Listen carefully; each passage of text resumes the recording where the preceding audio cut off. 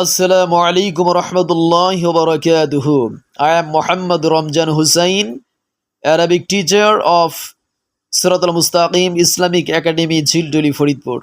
So how are you all my students in today? I hope you are all well in today by the grace of Almighty Allah.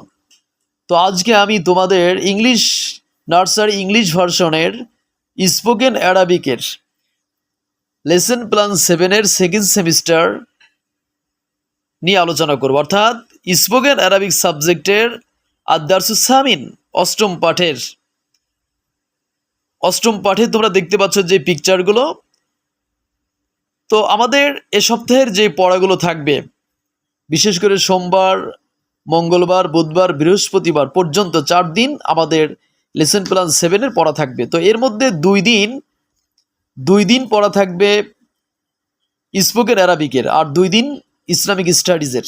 তো এই 2 দিন spoken অ্যারাবিকের যে পড়াগুলো থাকবে তোমাদের সামনে, তা হলো সোমবার দিন তোমাদের পড়া থাকবে 38 নম্বর পেজের, লক্ষ্য করো, 38 নম্বর পেজের অষ্টম পাঠের প্রথমত কাকুন কেক, লাহমুন গোশত এবং বুরতুকালুন কমলা লেবু, এই 3টি শব্দের বাংলা অর্থ সহ মুখস্থ করবে এবং সাথে অপর পেজের 39তম পেজ তোমাদের পড়া থাকবে।